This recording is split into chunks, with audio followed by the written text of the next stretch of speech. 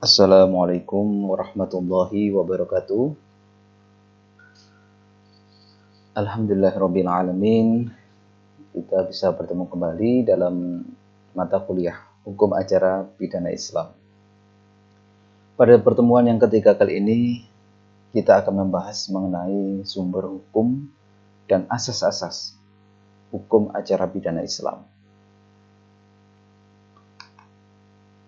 Sumber hukum acara pidana Islam. Seperti teman-teman ketahui bahwasanya di dalam Islam itu sendiri memiliki dua pegangan besar yang ini memang dijadikan rujukan dalam semua hukum, baik itu hukum acaranya ataupun hukum pidana. Bahkan di hukum-hukum yang lainnya juga, seperti hukum keluarga Islam, masalah perdagangan, semuanya merujuk pada Al-Quran dan Sunnah atau Al-Quran dan hadis. Sama seperti halnya di dalam hukum acara pidana, sumber hukumnya juga menggunakan Al-Quran dan hadis. Di dalam Al-Quran dan hadis inilah yang nantinya akan ada beberapa hal yang dijelaskan ataupun yang tidak dijelaskan. Oleh karena itu, karena hukum sifatnya adalah berkembang dan tidak serta-merta hukum itu harus mengacu pada ketentuan-ketentuan yang sudah ada. Dalam artian, bisa saja manusia membuat peraturan-peraturan yang masih merujuk kepada Al-Quran dan hadis, akan tapi secara teks-teksnya itu tidak ada di dalam Al-Quran dan hadis.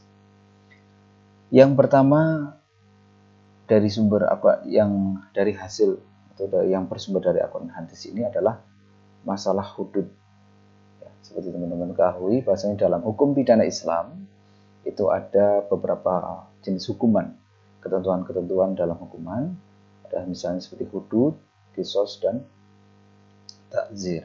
Nah, di dalam hal ini adalah masalah hudud atau had, yang ini merupakan hukuman yang sudah ada ketentuan-ketentuannya, sudah ada ukurannya, jenis hukumannya apa, itu di dalam Al-Quran dan hadis. Ketika teman-teman semuanya melihat realita yang ada, di mana negara-negara muslim yang menerapkan hukuman hudud ini atau hukuman had ini dengan jumlah yang berbeda. Misalnya seperti hukuman cambuk, ketentuannya berbeda-beda. Ini nanti akan kita bahas kenapa sih bisa berbeda. Gitu. Apa itu mereka melanggar aturan di dalam Islam itu sendiri, melanggar asas-asas di dalam Al-Quran, di dalam hukum acara pidana Islam. Nanti kita bahas. Selanjutnya adalah masalah qisas. Nah, masalah qisas yang dimaksud di sini adalah qisas surah wa amanah. Dalam artian qisas yang benar-benar dalam bentuk hukuman. Misalnya ada seorang yang melakukan perzinahan, gitu ya, zina muhsan ataupun ghairu muhsan. Nah, ketentuannya juga dengan qisas ini. Atau misalnya seseorang melakukan pembunuhan. Ketika seorang melakukan pembunuhan dan keluarganya tidak memaafkan, maka dilakukanlah hukuman qisas ini sesuai dengan apa yang ada dalam Al-Quran dan Sunnah. Oke, kita bicara dasar-dasarnya dulu. Kita tidak membicarakan terkait masalah penerapannya. Nanti itu akan berbeda pembahasannya. Selanjutnya adalah masalah denda ataupun diat atau qisas ala mana.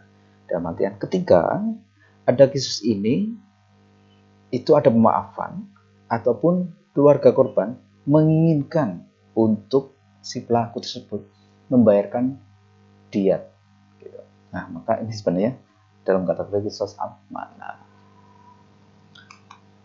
Selanjutnya sumber hukum acara pidana Islam yang berasal dari pemimpin ataupun hakim. Nah, ini nanti yang menjadi pembahasan yang sangat luas sekali terkait dengan ta'zir ini. Karena apa? Inilah yang membuat negara itu mempunyai ciri atau mempunyai karakter yang berbeda-beda dalam menerapkan hukum acara pidana Islam. Di Indonesia tentunya juga berbeda-beda. Entah itu yang berdasarkan masalah sejarahnya, seperti misalnya di Indonesia pernah diterapkan hukum pidana, tentunya beserta hukum acaranya itu pada masa keislaman, dimana pada masa kerajaan Demak telah dilakukan penerapan hukum acara pidana.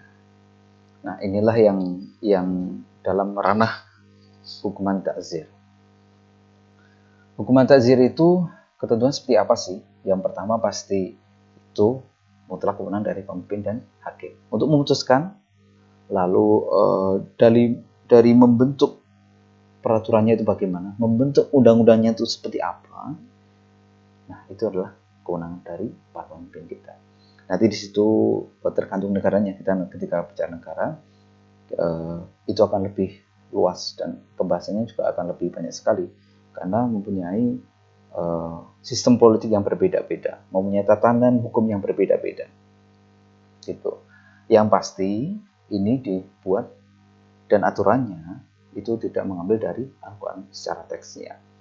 Selanjutnya adalah, nah ini juga yang sangat penting sekali, yaitu mencegah terjadinya kerusakan ataupun kejahatan di dunia. Ini memang prinsip-prinsip di dalam Islam. Jadi mencegah terjadi kerusakan atau kejahatan supaya tercipta kemaslahatan.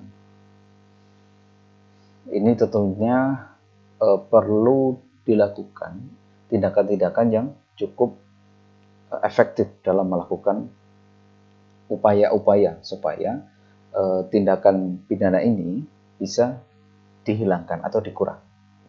Inilah ranah ta'zir yang sangat efektif ketika ini bisa diterapkan. Makanya tidak salah juga ataupun tidak mustahil ketika masalah-masalah ta'zir ini bisa mencakup di semua aspek gitu. Baik ketika itu bersinggungan dengan masalah-masalah hukum di tingkat internasional, nasional, ataupun sampai ke tataran lokal. Misalnya terkait dengan hukum adat. Ini bisa diterapkan, itu bisa masalah-masalah ta'zir ini. Nah, tinggal kita mengacu pada negara tersebut mau menerapkan atau tidak. Seperti itu. Di dalam hukum pidana Islam di negara hukum pidana di negara Muslim ini menjadi perdebatan yang sangat sengit masalah ta'zir ini. Gitu. Karena ketentuannya juga berbeda-beda. Nah, ini ada pengaruhnya sangat banyak yang pengaruhi. Nanti kita bahas. Selanjutnya, unsur-unsur hukum pidana Islam ini sudah familiar sekali, saya kira di telinga teman-teman semuanya, itu terkait hudud, qisas, dan ta'zir. Definisinya sudah jelas sekali di hudud, qisas, dan ta'zirnya. Kita tidak usah bahas supaya lebih mempersingkat waktunya. Selanjutnya, nah ini yang sangat penting sekali. Kenapa sih sebuah jarimah ataupun tindak pidana itu menjadi sangat penting untuk menjadi pembahasan di dalam hukum acara pidana Islam? Karena ini mempunyai pengertian yang berbeda-beda juga. Yang pertama, masalah jinayat itu sendiri adalah sebuah tindakan kejahatan dalam konsep siasah gitu ya, dalam konsep politik pemerintahan. Berbeda lagi ketika kita bicara masalah jinayat ini dalam konsep keislaman. Dalam konsep keislaman, jinayat dalam arti seorang melakukan kemaksiatan yang itu berimplikasi pada masalah dosa di dunia dan dosa di akhirat. Nah, dalam masalah ini yang akan kita bahas ini lebih mengacu kepada jinayat dalam arti siasah, tindakan kejahatan, tindakan kemaksiatan yang hukumnya itu ada di dunia melalui lembaga peradilan. Ini yang juga dicontohkan oleh Rasulullah SAW, para sahabat, sampai ke dinasti-dinasti keislaman, sampai ke Indonesia, di Nusantara. Gitu. Nah, jarimah ini, tindak pidana ini adalah di dalamnya memiliki hukuman-hukuman. Nah, hukuman-hukuman ini landasannya adalah terkait dengan larangan-larangan ini. Makanya ada hal ta'zir dan yang lain. Ini nanti berbeda-beda. Nah, larangan-larangan ini sebenarnya bukan masalah larangan saja. Ketika ada larangan-larangan, di dalamnya juga memuat masalah perintah-perintah. Nah, ketika itu dilanggar, maka itu dikategorikan sebagai tindakan pidana. Nah, tentu ini dengan ketentuan-ketentuan atau unsur-unsur yang harus terpenuhi di dalam hukum acara pidana Islam. Entah itu masalah pelakunya, masalah tindak pidananya, lalu konteksnya seperti apa, gitu. Memenuhi tidak unsur-unsurnya. Selanjutnya adalah menjaga kemaslahatan kehidupan masyarakat dan memelihara berlangsungnya hidup masyarakat. Ya, ini sebenarnya tujuan dari dilakukan pengkajian terkait tindak pidana. Itu supaya apa sih? Supaya semuanya lebih terjaga kemaslahatan manusianya. Jadi sebenarnya ketika seorang diproses, ketika dia melakukan suatu kejahatan, itu tidak serta-merta kita sebenarnya ingin menyalahkan seseorang tersebut. Nah, ini semata-mata demi berjalannya kemaslahatan di masyarakat, supaya lebih tertib, supaya lebih aman, supaya lebih mengetahui detailnya sebenarnya siapa sih yang memang benar-benar bersalah dan memang harus dijatuhi hukuman. Nah, pemeliharaan inilah yang sangat penting di dalam penerapan hukum pidana Islam. Di hukum yang lain juga sama sebenarnya juga masih sama. Masalah kemaslahatan, keadilan itu semua sama. Selanjutnya asas-asas hukum acara pidana Islam. Nah, asas-asas hukum pidana Islam itu sebenarnya secara implisit itu banyak sekali. Tapi ini yang tertulis saja. Yang pertama adalah masalah keislaman. Nah, di masalah keislaman ini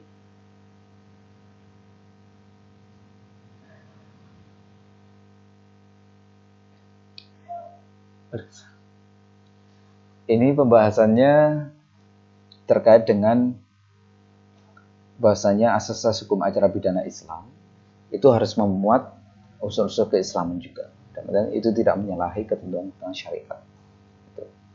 Yang kedua adalah asas legalitas.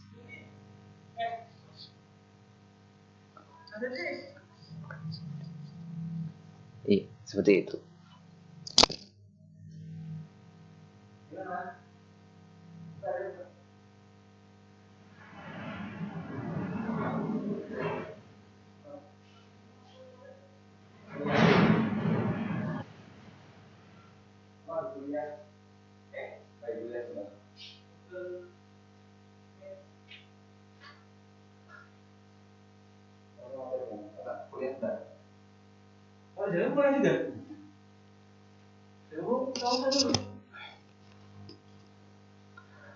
Nah, seperti itu. Kita lanjutkan.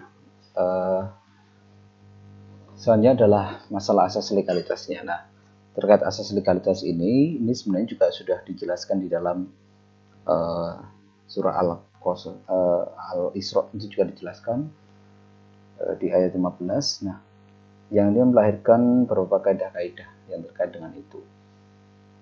Nah, kaidah-kaidah di Qawaidul Fiqhiyah Jinaiyah itu dibahas juga terkait dengan kaidah-kaidah asas legalitas ini, yaitu salah satunya adalah kaidah la hukmu li af'alil ukala qabla wurudi an-nas. Jadi tidak ada hukuman bagi seseorang yang melakukan perbuatan yang berkaitan dengan tindak pidana, walaupun orang itu sudah berakal sebelum ada ketentuan-ketentuan dari nas itu sendiri. Terus ada kaidah la jarimatu wala uqubata ilal binnas, yaitu tidak ada tindak pidana atau hukuman kecuali telah diatur di dalam Al-Quran atau di dalam nas. Dan juga kaidah al-aslu fil asya al-bahatu hatta yazul ad-dalilu ala tahrim. Jadi semua perbuatan yang itu boleh jika ada ketentuan-ketentuan yang melarang perbuatan tersebut. Selanjutnya adalah asas keadilan. Ini tentu harus berdasarkan dengan keadilan yang berjalan sesuai dengan kebutuhan masyarakat seperti apa. Selanjutnya adalah masalah keseimbangan. Perlu ada keseimbangan antara masalah-masalah hukum atau penerapan hukum acara pidana, masalah konteks masyarakatnya seperti apa, lalu kebutuhan hukumnya seperti apa, lalu kira-kira yang lebih memberikan keseimbangan, dalam artian bisa keseimbangan dalam arti negara, bisa keseimbangan dalam arti di masyarakat, gitu, supaya tidak terjadi masalah-masalah yang ditimbulkan lagi dari masalah hukum acara pidana ini. Nah, ini keseimbangan ini dalam artian keseimbangan adalah produk hukum dengan penerapan hukumnya, gitu. Jadi itu harus berimbang, gitu. Dalam artian jangan sampai ini cacat salah satunya. Misalnya adalah masalah kemaslahatan. Masalah kemaslahatan ini tentu menjadi hal yang sangat pokok sekali ya dalam konstitusi syariah atau tujuan Islam. Ini semuanya tidak hanya mencakup masalah umat Islam, tapi semua warga negara di negara tersebut. Harusnya semacam itu, Nah, ketika ini belum bisa diterapkan, nanti jadi ada permasalahan di dalamnya. Soalnya adalah pelindungan hak asasi manusia, ini juga sangat penting. Dan ini saya juga sepakat ya, semua negara itu terkait pelindungan hak asasi manusia. Di Islam tentu ada. Islam mempunyai 5 hal yang perlu dilindungi, salah satunya adalah hak asasi manusia. Yang ketujuh adalah pembelajaran kepada masyarakat.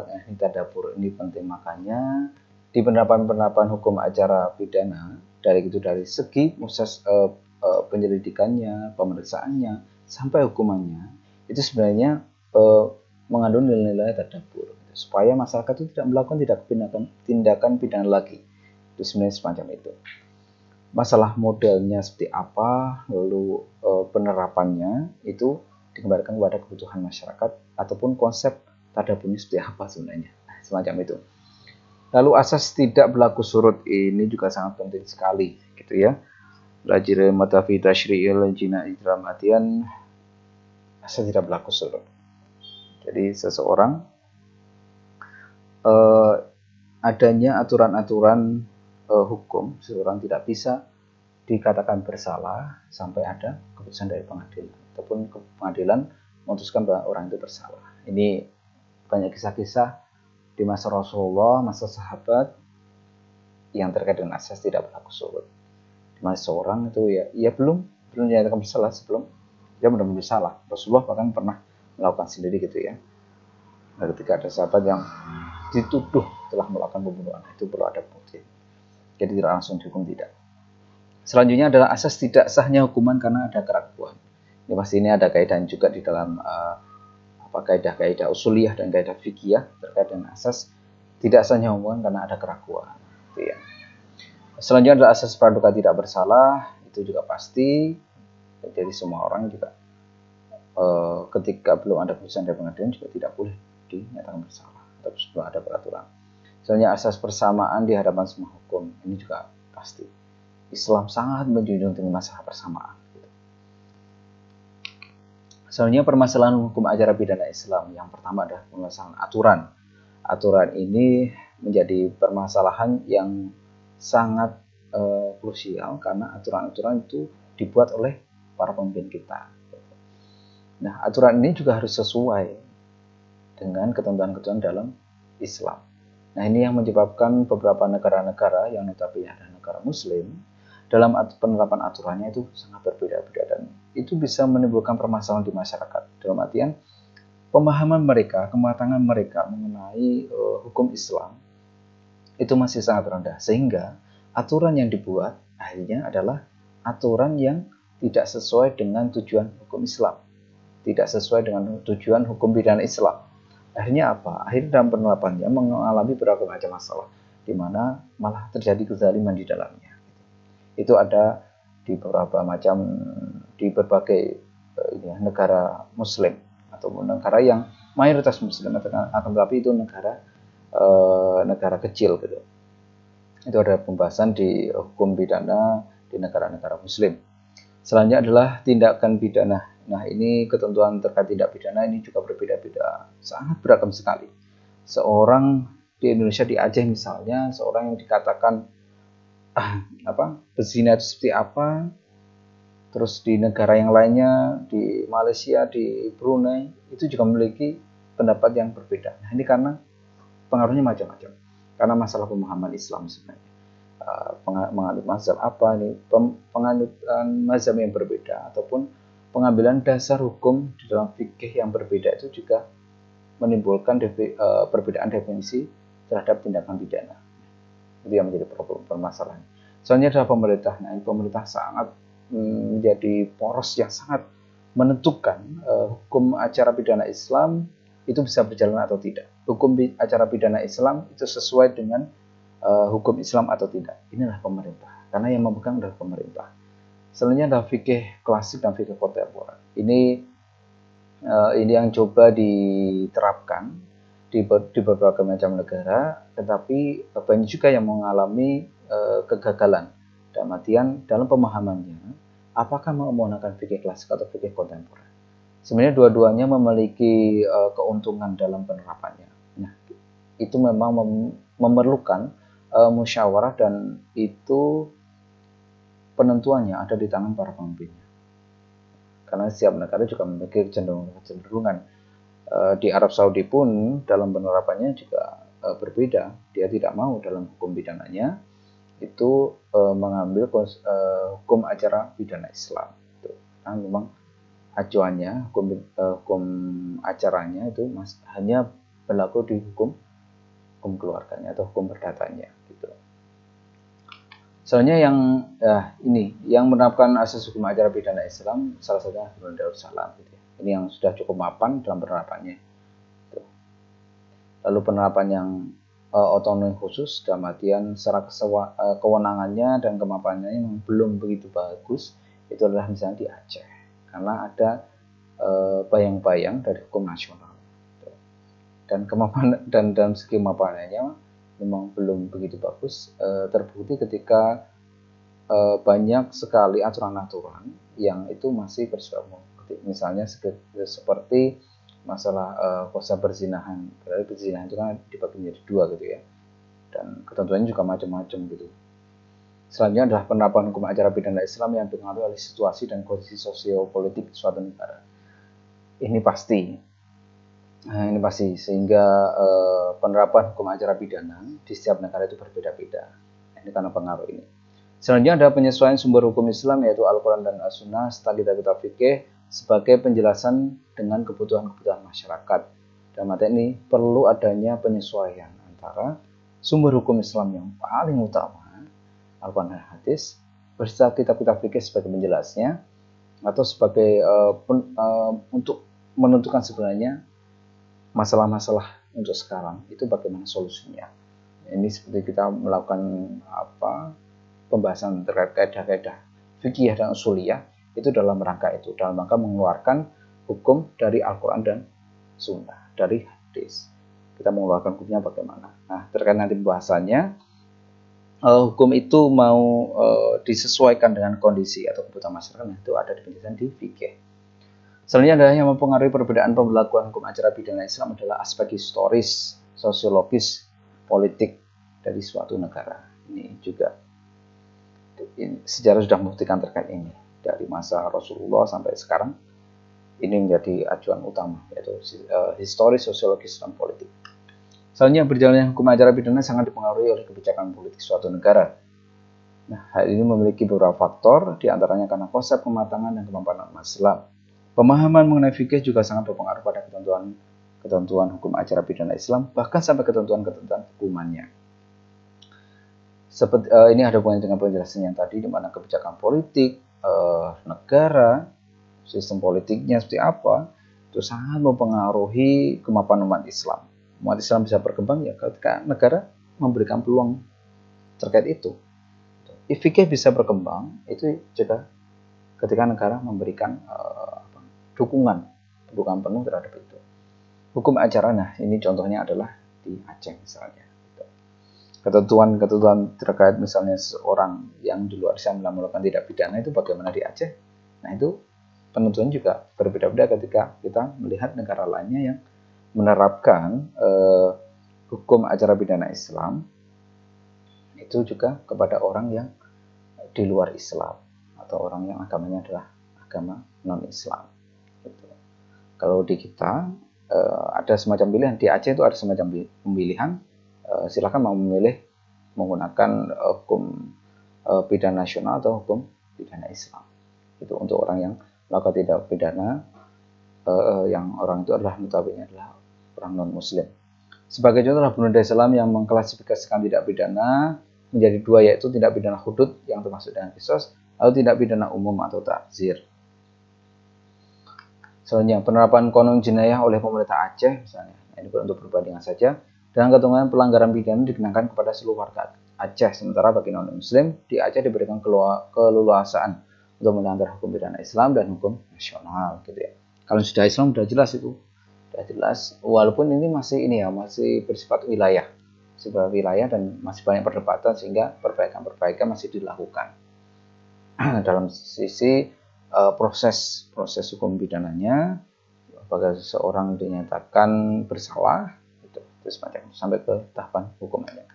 Selanjutnya ada problematika hukum acara pidana Islam juga terlihat pada penentuan hukuman yang berbeda dengan ketentuan-ketentuannya. Hal ini karena pengaruh kemapanan umat Islam, pemerintah, pemahaman fikih, contohnya seperti di Aceh. Ketika pelaku khozaf gitu ya, ada seorang pelaku khozaf, itu dihukum 30 kali jambukan pada ketentuan dari Al-Quran 40 kali. Ini karena pemahaman terkait dengan fikih. Selanjutnya adalah Qonun Jinayah Aceh tentang ruang lingkup penerapan hukum pidana Islam. Ini untuk sebagai gambaran yang lebih jelas saja, atau contoh yang lebih jelas. Misalnya masalah ikhtilaf. Ikhtilat ini adalah perbuatan yang permesraan berjumbu, bersentuhan, berpelukan, berciuman antara laki-laki dan perempuan yang bukan suami istri dengan kerelaan kedua belah pihak, baik pada tempat tertutup ataupun terbuka. Nah, ini kan nanti masalah konun-konun ini sangat berbeda gitu ya dengan negara-negara Islam yang lainnya, karena pendefinisian tindak pidana juga berbeda-beda. Gitu. Ada yang mengatakan zina, udah semua itu zina, semua zina. Padahal ketentuan zina juga berbeda-beda. Ada yang ini ikhtilat, dan ada pelecehan seksual, ada pemerkosaan, itu berbeda-beda. Nah, di sini misalnya ikhtilat ini ada masalah perbuatannya, terus dia bukan suami istri dan rela, dan tidak ada keterpaksaan. Ketika terpaksa nanti kategorinya berbeda. Nah, misalnya zina itu misalnya ada persetubuhan, selanjutnya dilakukan oleh laki-laki perempuan tanpa ikatan perkawinan dan kerelaan. Beda ketika itu cuma masih kalau yang ikhtilat tadi kan tahapannya masih cuma berjumbu, bersentuhan, berpelukan gitu ya, berciuman dan lain-lain, belum sampai ke tahapan bersetubuh. Nah, nanti ketika ini adalah pelecehan seksual, itu seperti apa? Misalnya itu disengaja, ada konsep di depan umum, terus tanpa kerelaan korban, ada keterpaksaan di sini misalnya seperti itu. Harus ada di tempat umum dulu.